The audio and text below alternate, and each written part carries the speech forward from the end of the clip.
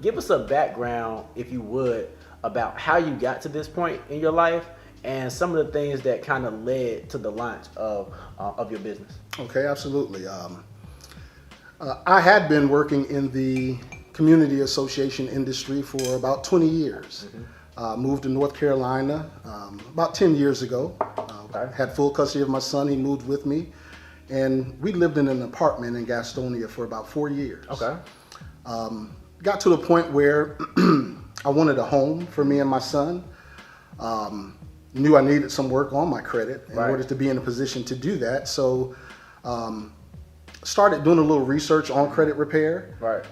Talked to a couple different credit repair companies, got some information from them, and started working on my own credit. And then about 7 months after that, I got my credit up to a place to where I was able to get approved for 100% financing on a home loan. Oh, wow. Me and my son moved into the house. The day I closed on the house, and this is what really initially put it on my mind to want to get into credit repair. When I closed on the home, I picked my son up from school. We went to the house. He had no idea about any of this. Oh, man, that's a great surprise. We walk in the house, and he's kind of looking at me, and I said, "Welcome home." And he, his mouth kind of dropped. He was shocked. And I said, "Now go upstairs and pick out your room." I said, except for this room on this side. That's the master room. I said, "The other two rooms, you have your choice." For sure. So he ran upstairs. He was up there for a few minutes. He came running back down. He said, "Dad, I picked my room." And he was so overjoyed. He just gave me this huge hug. Oh, man. And he said to me, he said, "Dad," he said, "I'm so happy that we have a home." He said he didn't want to grow up in an apartment. And we had never had that discussion before. And as a father... So how old was he at this point? Joshua was 10. Wow. 10 years old. Wow. 10 years old. And that moment really stuck in my mind because we had never really talked about that before. But it was a proud moment for me as a father to see that kind of joy on my son's face. And so I kind of, several years later during this pandemic and quarantine time, was really thinking about some ideas to where me and my family could be self-sustainable. Absolutely. Absolutely. It's important right now, man, because with COVID going on, obviously it has led to a downturn in the economy and things like that. So, we look for opportunities where you can make passive income, side income, or even just quit corporate or your main job altogether and go full entrepreneur.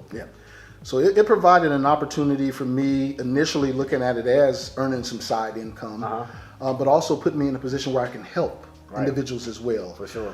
Help people with their credit, getting it repaired, to put them in position to get business funding if needed, buy a home, purchase a new car, get lower financing. That's important. For different things. Even employment now, they're checking your credit history. There's not much that you can do without good credit. So I wanted to be in a position where I could help and help people get in a position to go after and get in a position to meet some of those dreams and expectations that they do have for themselves and family. Oh, man, see, that's important, man, because number one, any successful entrepreneur that I talk to, whenever they're starting their business or starting their side hustle or starting something that is going to bring in extra money, they never talk about the money first. They always talk about how they can serve others and bring some type of value or asset to other people's lives. So the fact that, number one, you had this experience where, you brought your son home, showed him this home, and seeing the joy in his eyes, and now wanting to help other people experience that same feeling. Absolutely. Man, that's beautiful. And honestly, that's what community is all about, right? Especially here at Boardroom Vision, where, one of our key pillars of focus is purpose. Identifying your purpose, and usually for me, I've noticed purpose always being tied to how you help others. Where does that come from for you? For me, it comes from my belief in Scripture. And who we are as a people in Scripture. But I think the key word that you said was community. Absolutely.